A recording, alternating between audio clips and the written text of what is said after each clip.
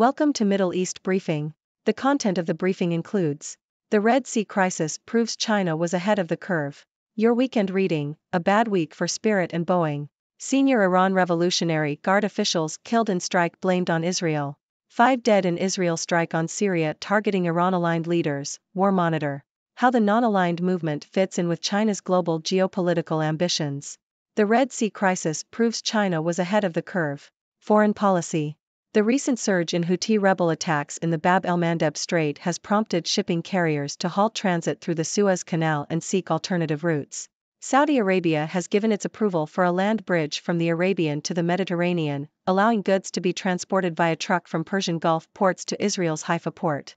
This move highlights the increasing cooperation between Saudi Arabia, the UAE, and Israel to cope with disruptions in maritime trade routes and to collect transit fees that would usually go to Egypt. It also demonstrates the importance of building more pathways for supply to meet demand in order to mitigate supply chain disruptions caused by geopolitical shocks and climate change. China has long recognized the need for more supply chains and has been actively pursuing its Belt and Road Initiative, BRI, to build as many pathways as possible for supply to meet demand.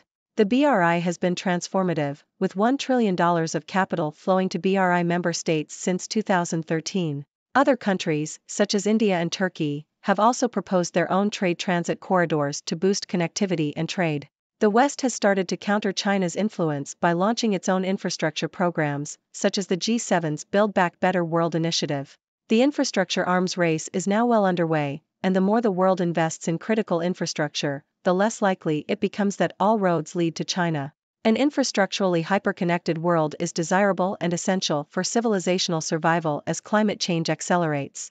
Climate stress will likely lead to mass migration and the need to build infrastructure in more climate-resilient geographies.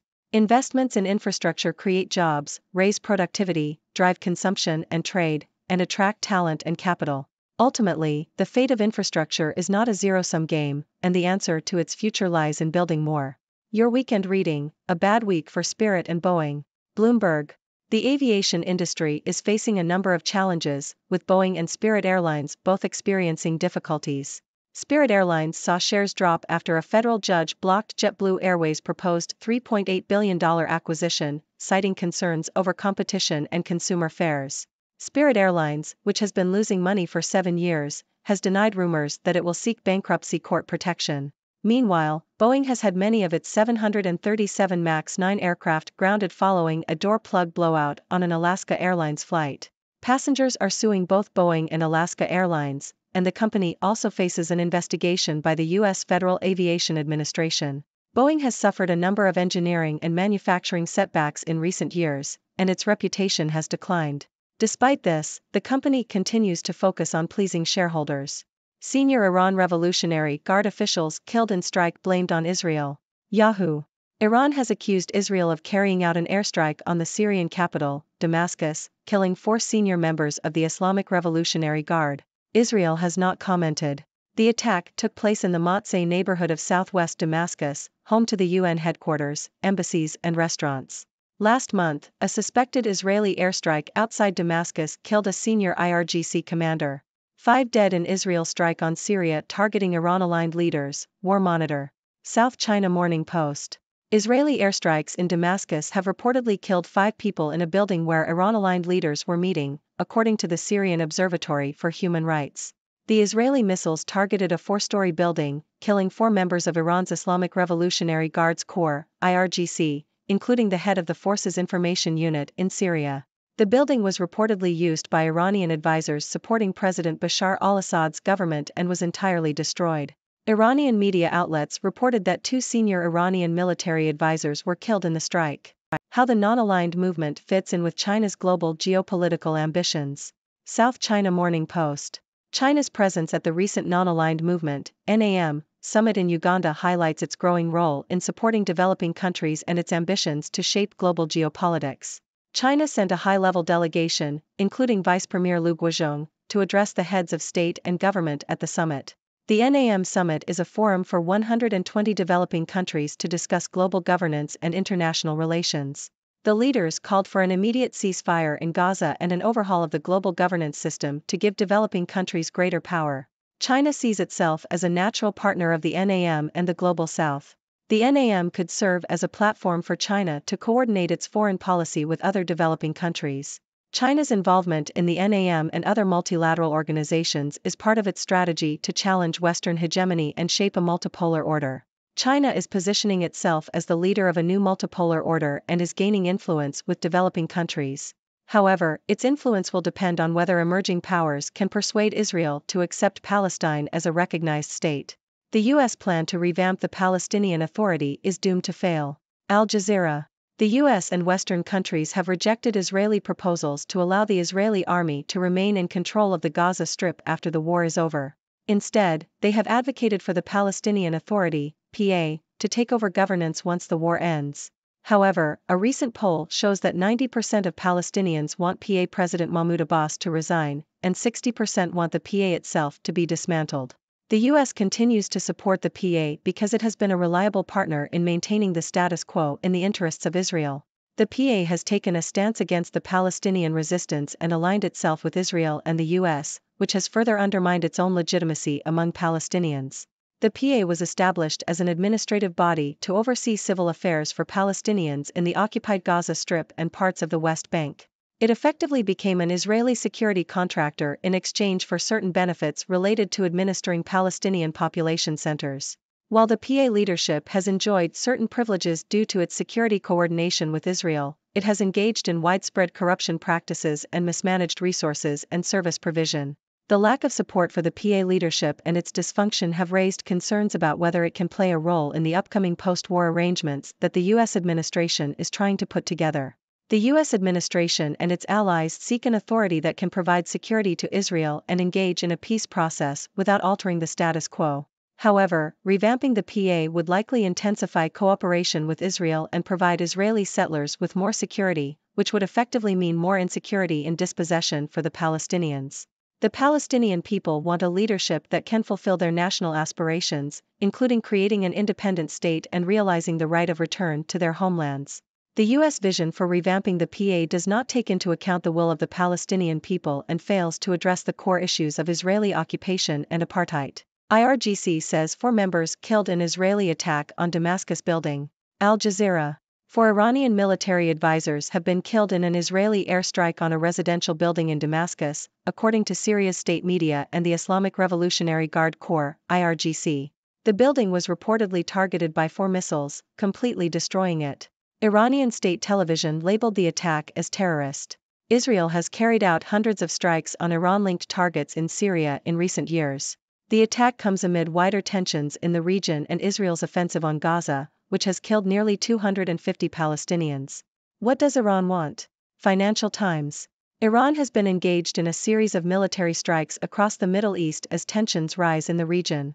The country recently launched ballistic missiles at an Israeli espionage center in Iraq, and also attacked an oil tanker off the coast of Oman. These actions are believed to be Iran's response to Israel's offensive in the Gaza Strip, which has been ongoing for over 100 days. Iran is attempting to show its military power to the US, Israel, and other regional powers, while keeping its forces out of direct combat. Hostage families protest outside Netanyahu's home, ramping up pressure for a truce for hostages deal. Associated Press. Relatives of hostages held by Hamas in Gaza protested outside the home of Israeli Prime Minister Benjamin Netanyahu on Saturday, expressing frustration over the lack of progress in getting the captives released. The protest and other signs of growing strife in Israel over the direction of the war come as the conflict enters its 4th month. Netanyahu has said he will push for complete victory against Hamas but has not outlined how he plans to achieve it. Critics accuse him of stalling in order to avoid conflict that could potentially break up his right-wing ruling coalition. Israel launched its war against Hamas following an attack on October 7, 2023, that killed about 1,200 people and saw about 250 others taken hostage. Health authorities in Gaza say Israel's offensive has killed nearly 25,000 Palestinians, most of them women and children. The offensive has displaced more than 80% of Gaza's population and led to widespread hunger and outbreaks of disease. More than 100 hostages, mostly women and children, were released during a brief ceasefire in November, but over 100 others remain captive in Gaza. The oil supply tightens in Europe over Red Sea disruptions. Al Jazeera. Concerns about shipping delays in the Red Sea due to missile and drone attacks have led to tighter supply in the global benchmark Brent crude futures market. The disruptions, which are the largest to global trade since the COVID-19 pandemic, have increased competition for crude supply that does not have to transit the Suez Canal. The market structure of Brent hit its most bullish in 2 months as tankers diverted from the Red Sea following recent airstrikes by the US and UK on targets in Yemen.